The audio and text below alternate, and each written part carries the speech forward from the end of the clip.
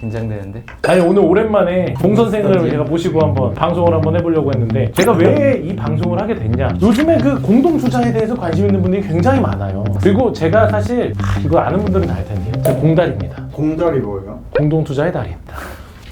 왜냐하면 제가 그동안 수 없이 많이 투자를 했던 것 중에 95%가 공동투자예요. 그 공동투자에 대해서 근데 사람들이 꼭 물어봐. 어떻게 공동투자하지? 특히 제일 많이 물어봐. 공동투자를 되게 싫어하거든. 저는 개인적으로 반대합니다. 오늘 그래서 네네. 찬반 토론을 하기 위해서 공동투자에 대해서 한번 모시고 저희가 왔고요. 공동투자를 굉장히 싫어하는 단독투자의 달인 단달, 그 다음 저는 공달 대 단달에 대해서 얘기를 해봅니다. 일단 공동투자라는 게 뭐냐라고 했을 때 부동산 공동투자 같은 경우는 소유권이 등기부에 찍히잖아요. 소유권에 어차피 지분이 있으니까 그냥 공동으로 투자하는 거야. 예를 들어 10억이 필요하다 그러면 4명이서 2억 5천씩 모아서 투자하는 게 공동투자잖아요. 이렇게 단순한 건데 왜 싫어요? 개인의 의사결정으로 다 모든 게 이루어지지 않으니까 저는 이제 나중에 되팔 때가 좀 걱정이 돼서 한 명 한 명의 의사가 네네. 하지 않는다. 그러면 진짜 의사를 모셔야죠.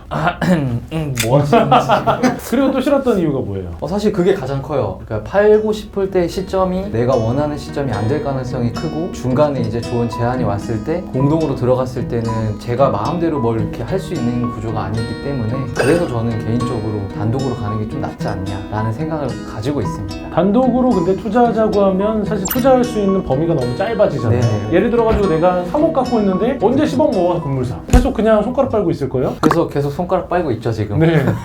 그렇기 때문에 제가 네네네. 공동 투자에 대해서 생각을 하게 된 거죠. 저도 계속 고민은 하고 있어요. 사실 같이 하자고 제안을 주시는 분들도 많이 계셔서 하면 되지. 인생은 도전인데. 하면 되지. 볼까 이렇게 고민을 많이 하고 있는 상황인데 아직 저도 좀 쫄보다 보니까 제가 그래서 오늘 이분의 마음을 바꾸기 위해서 이 방송을 한번 준비를 했고요.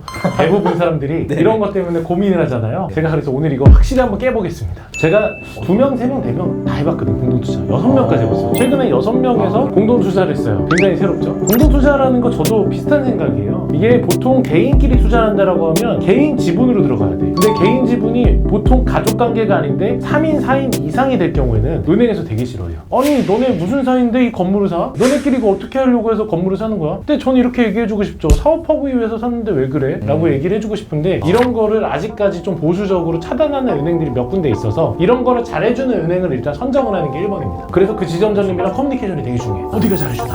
잘 파악을 해서 그분하고 다양한 얘기들과 커뮤니케이션을 해야 되죠. 그렇게 일단 먼저 파악을 하고 나서 두 번째는 뭘 사야 될지 일단 정해야 되잖아요. 근데 일단 사실 이런 공동투자에는 약간 이런 리더가 필요합니다. 왜냐면 내가 이거를 하고 싶다. 그래서 한번 같이 하자라는 그런 플랜에 대해서 짜줄 수 있는 플래너가 필요한데 제가 그 플랜은 진짜 기가 막히게 짜거든요. 저번에 약간 비밀 파일이 있는데 그 파일을 살짝 공개해줄까 말까? 이 파일만 있으면 사실 어느 정도 공동투자에 대한 해결이 나옵니다. 그리고 나서 세 번째, 이제 매입을 한다. 공동투자를 했다. 그러면 이 공동투자에 대한 사업 계약서를 써야 돼요. 근데 공동투자 사업 계약서 중에 하나가 일단은 세무사에다가 제출해야 되는 버전이 있어요. 세무사에는 내가 어떻게 몇 분의 몇의 비율로 건물을 사겠다, 아니면 이런 투자를 하겠다라고 비율을 제시를 하고 사업자를 만들어야 되잖아. 네네. 그리고 공동사업 계약서를 써야 나중에 비용 처리가 돼. 이자 비용에 대한 비용 처리를 꼭 받기 위해서는 이게 필수입니다. 그래서 요거를 미리 작성을 해서 내가 살려고 했던 그런 거에 대한 계약까지 하고 그다음에 요거 계약서도 만들고 그 다음에 그 사업자 등록증도 만들어야 되죠. 근데 사업자 등록증도 만들 때 되게 주의해야 될 게 많아요. 저도 이제 공동투자를 여러 번 하다가 첫 번째 공동투자를 할 때는 이 사업자 등록증 관련된 거 가지고 좀 이슈가 있어서 되게 피곤하고 힘들고 어려웠던 과정을 거친 적이 있는데 이걸 어떻게 해결하냐? 이것도 따로 물어보셔야 될 것 같아요. 왜냐하면 너무 방송적인 얘기는 아니기 때문에 제가 따로 이거는 한번 좀 정리해가지고 저한테 문의를 주시면 제가 얘기를 해줄 거고요. 아무튼 그 공동사업 계약서를 굉장히 잘 써야 된다라는 부분은 꼭 설명을 해주고 싶고 그 다음에 네 번째는 이제 은행들에 대한 대출을 정확하게 파악을 해야 되겠죠. 일단 은행에서 대출이 얼마 나오는지가 제일 중요하잖아요. 그쵸. 요즘에 부동산 사는데 대출 안 받고 사는 사람이 어디 있어? 그러니까 그런 자금 계획이나 이런 거를 미리미리 짜야 되지만 은행까지도 컨펌을 어느 정도 받아야 되고 그다음 마지막이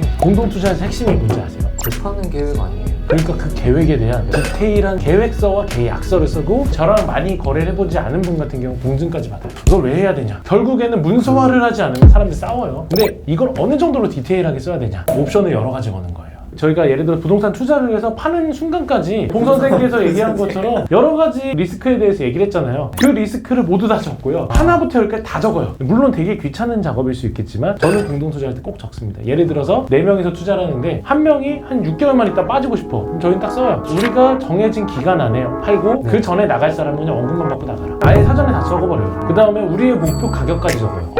네, 목표 가격을 정해놓고 가격에 도달하면 기간이 되지 않아도 판다. 그 다음에 하는 거에 대해서도 기준을 정해요. 만약 4명이면 찬반 투표를 하겠죠. 3대1이면 한다. 그리고 만약 2대2일 경우에는 이거를 주도한 그 리더가 결정한다. 이렇게 하면 간단하죠. 그냥 이건 단순해요. 사업이라고 생각하시면 돼요. 동업이라고. 이렇게 계획을 완벽하게 짜가지고 들어간다라고 하면 분쟁이 생길 게 별로 없어요. 깔끔하죠. 너무 해결하기 쉽죠. 사실 그런 부분들까지는 생각을 못했어요. 단순하게 공동으로 들어가게 되면 이렇게 분쟁이 생기거나 네. 막연한 두려움이 좀 컸었는데 그런 모든 내용들을 디테일하게 다 적어놓고 상호 협의해서 진행한다고 하면 좀 솔깃한데요. 네.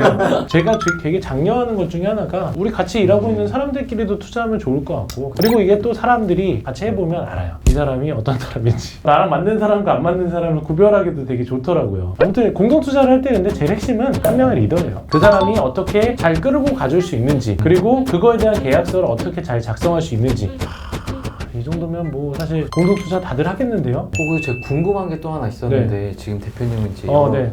형태로 투자를 해보셨는데 개인 명의 여러 분으로 들어가신 거예요? 아니면 법인을 뭐 설립해서 가신 거예요? 법인을 설립한 경우도 있고요. 개인 명의로 들어간 것도 있어요. 그럼 개인이 여러 명일 때는 대출의 기준을 어떤 형태로 가는 거예요? 저희가 개인이 최근에 했던 경우는 6명이서 갔어요. 근데 이 케이스에서 저희가 어떤 식으로 했냐면 대출 6명 중에서 한 분이 차주가 돼요. 저희 같은 경우는 6명 중에서 가장 신용평가가 좋았던 분이 대표자가 되었죠. 대신에 이제 그분의 안정을 위해서는 저희가 통장에 항상 넉넉한 돈을 넣어놔요. 만약에 이게 연체가 생길 경우 그분 신용에 타격을 주기 때문에 이런 거에 대해서도 저희가 명확하게 조심할 수 있는 장치들을 확실하게 걸고 하죠. 그래서 최근에 저희가 했던 거는 이제 건물 멸실했고 측량했고 이제 지을 준비를 하고 있죠. 보통 개인으로 하는 분도 있고 법인으로 하는 분도 있고 저도 그래요. 개인으로 할 때도 있고 법인으로 할 때도 있는데 큰 규모는 저는 법인으로 하는 게 좀 좋은 것 같아요. 금액대가 좀 커지고 현금 들어가는 포지션도 좀 커지고 이런 식으로 하면 법인이 낫고, 난 법인 같은 경우는 어차피 나중에 청산하고 해도 어차피 뭐 법인세가 개인 소득세보다 낫다 뭐 이런 거 하는데 뭐 결국 청산하면 다 비슷한 것 같더라고. 왜냐하면 이 법인이 뭔가 이 투자 법인으로 계속 이어가는 거면 상관이 없는데 그런 게 아니라 짧게 치고 빠지면 그러겠죠? 그럴 수도 있겠네요. 제가 아는 분은 그렇게 하더라고요. 어차피 그렇게 법인을 만들어 놓고 빠질 사람 빠지고 다시 들어갈 사람 들어가고 이런 식으로 구성을 계속 하면서 투자 법인을 하려고 하시는데 되게 아이디어가 좋다는 생각을 했어요. 그래서 저는 살면서 여러 가지 경험들이 있잖아요. 사람을 알아가는 과정들도 있는데 그 중에 하나가 되게 공동 투자가 되지 않나. 봉 선생님께서도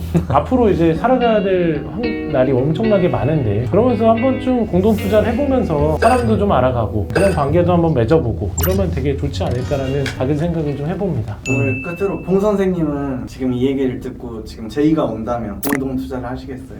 저는 사실 지금 이미 신중하게 고민을 하고 있고 누구랑요? 계약하신 고객분 중에 제안을 좀 주시는 분이 진짜 나는 왜 꽤 제끼냐? 많은 사람. 아니 근데 봉 팀장님이 워낙 되게 그럴만한 게 저 같은 경우는 약간 기획자 스타일이고 근데 봉 팀장님 같은 경우는 꼼꼼하게 이제 챙기는 약간 그 내정을 잘하는 그런 스타일이기 때문에 그래서 저도 할까 하고 잠깐 고민을 해봤는데 사실 저는 이런 분들이 좀 많아요 주변에. 이렇게 기획하는 사람들이 조금 적어. 그래서 만약에 봉 팀장님이 기획을 한다라고 하면 제가 철저하게 준비를 좀 잘해드릴게요. 어떤 거를 봐야 되는지 어떻게 해야 되는지 대신에 맨입으로는 안 하니까 네, 알아서 뭐 알겠습니다. 챙겨주시면 제가 알겠습니다. 그런 거는 조금 검토해가지고 한번 해보겠습니다. 오늘 궁금한 점은 다 풀렸나요? 되게 좀 명확하게 정리를 하고 들어간다는 게 생각하지 못했던 부분이에요 사실. 근데 그렇게 매각하는 시점에 금액이나 어떤 내용들을 다 정리해서 간다고 하면 그거 외에도 우리가 알다시피 그 살고 파는 데까지 과정 속에서 여러 가지 변수들과 여러 가지 일들이 생기거든요. 이런 거에 대해서도 사실 다 잡아놔요. 뭐 예를 들어서 임대가 들어오면 임대를 어떤 식으로 할 거며, 즉 임대는 어디서 어떤 식으로 관리를 해서 운영을 할 건지, 그다음 건물 관리도 어디다 맡겨서 어떻게 할 건지 이런 기획까지 다 적어요. 그래서 건물 관리 업체도 미리 얘기를 해서 관리비가 얼마인지 지출표부터 해서 모든 표까지 다 적고 그거에 대한 계획표를 다 짜놔야죠. 거기서 약간 달라질 경우에는 상호 협의하기로 한다. 물론 모든 거는 뭐 다수결의 원칙이 하겠지만 소위 말해서 리더가 중요한 거죠.